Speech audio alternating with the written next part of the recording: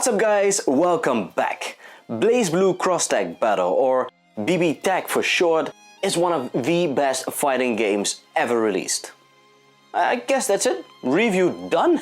No, in all seriousness, I am a huge fan of the BlazBlue games, especially BlazBlue Central Fiction Special Edition for the Nintendo Switch, which I've reviewed some time back. Be sure to have a look at that video, by the way. But BB Tag is a completely different experience.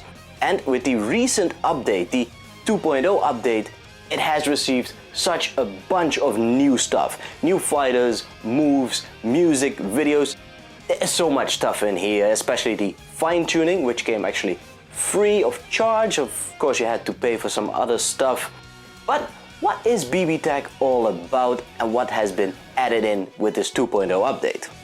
Let's have a look at BB Tag for the Nintendo Switch. BB Tag is a 2D, or rather 2.5D PvP fighting game in which you control up to 2 fighters selected from a gigantic roster. The characters one can choose originate from different worlds, different games and anime series. Upon the game's launch, it consisted of 4 mainstays, being BlazBlue, Persona 4 Arena, Under Night in Birth, and RWBY, or Ruby. The spring update of this year expanded the roster to 5 universes, adding in Arcana Heart. Pretty damn cool if you ask me. But now it seems Arc System Works has pulled out all the stops, with the addition of 2 more realms in Sunrun Kagura and Akatsuki Blitzkampf, the latter of which features 2 fighters, including a massive tank. Yep, you got that right? A tank, straight up.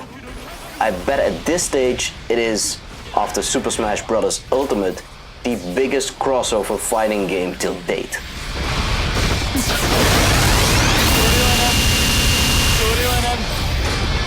Upon starting the game, you'll find yourself in a lobby from which every mode and element of the game can be reached in typical style, including the story mode, or episode mode as it is called, the item shop where you can spend hard-earned currency, the online lobby, the offline fighting arena, the rankings board, and you can talk to Kajun, who will answer any of your questions.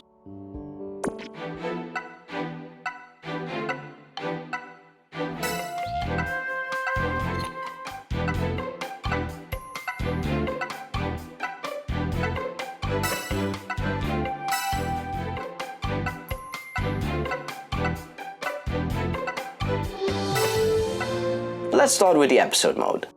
In the episode mode, you can go through the original 4 story modes.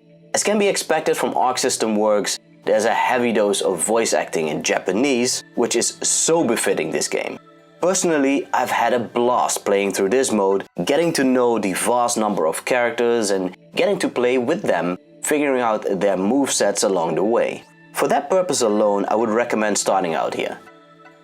In the offline mode, you can access the bulk of the game. Here you'll find the option to train with specific parameters, you can battle against the AI or your friends with a wide variety of stages, music and characters. You can get into the so-called tactics mode, helping you to get familiar with BB Tag. There is a survival mode as well as a replay theater. It's also definitely worth it going through the amazing artwork in the gallery mode, featuring paintings of the story mode, character and promo art, as well as the opening animation and credits roll. One of the most surprising aspects of this game is without a doubt the fighting mechanics. I love a fighting game which has a deep control scheme with numerous button combos, but BB Tag has a very limited number of buttons you'll be able to use in the game. Effectively, you could argue there are only 2 buttons used for fighting, X and Y. With the B button, you switch characters, and with the A button, you'll pull out a move featuring both characters. Lastly, there is the R button, which calls out your partner, if he or she is still alive, that is.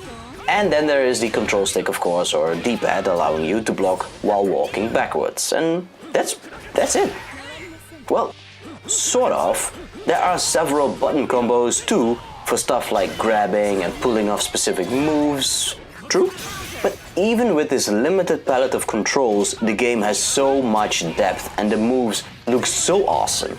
A kind reminder, the game recognizes the 4 buttons known as A, B, X and Y as A, B, C and D. When looking up any commands, something actually quite common in fighting games. Whereas most fighting games will make do with one-on-one battles, the 2v2 mechanic of BlazBlue Cross Tag Battle becomes really interesting when you are on the ropes. Switch your character just in time for them to recover some part of their health bar in order to come back out later replenished. When one of your buddies is down, you have the option to activate an elevated state ready to take your revenge.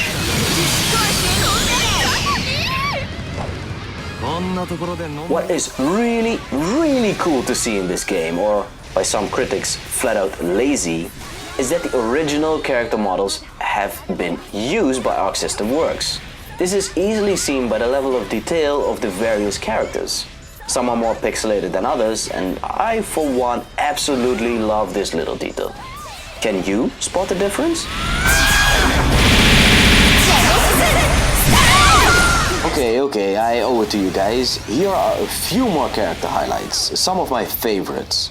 First up, the side-wielding Godot from Undernight In-Birth. He's extremely useful at long range, but can mix it up quickly, although he's not at his best close-up. The same could be said for newcomer Celica A. Mercury, tagging along with Minerva. Powerful at long range and with a really cool special attack.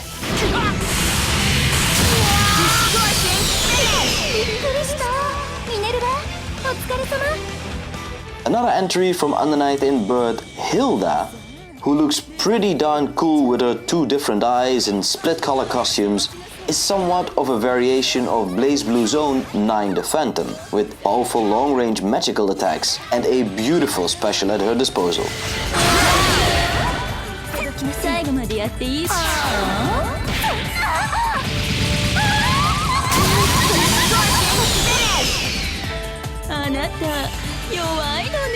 Next up is the silent but darn stylish looking Neapolitan, swinging her umbrella around, making use of her agility and speed.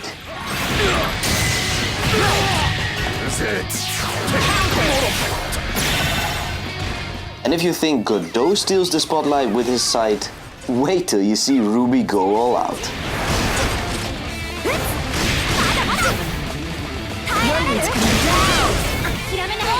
Sure, these are all great, but I have found my new best buddy in Akatsuki. This guy is intense. His short range moves string together in powerful combos.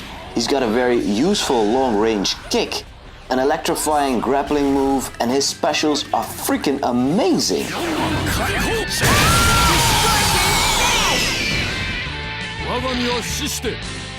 Speaking of specials, here are some more distortion finishes.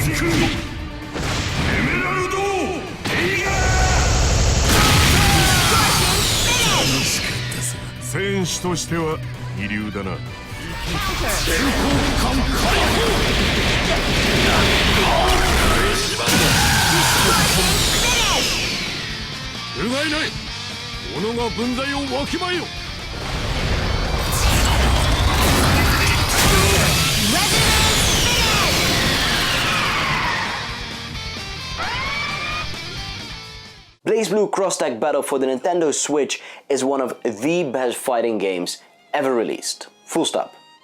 I was asked some time back if BB Tag or BlazBlue Central Fiction is the better fighting game, and I answered by saying that the latter of them has a much deeper fighting mechanic. It takes much more time getting to know a character and getting good at the game. I for one love that.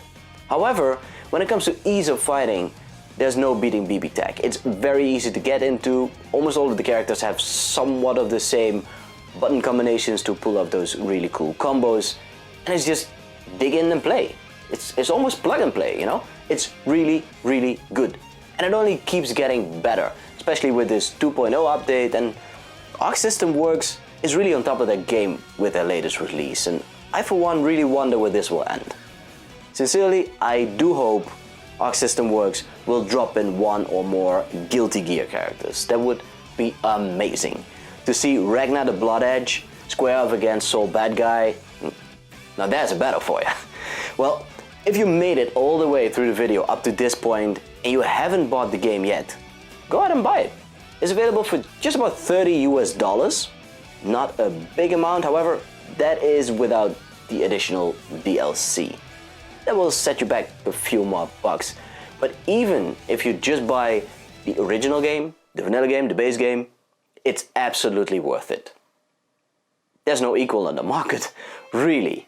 So go out there, grab yourself a copy of the demo, hit the like button if you have enjoyed this review, and subscribe to the channel if you're new here.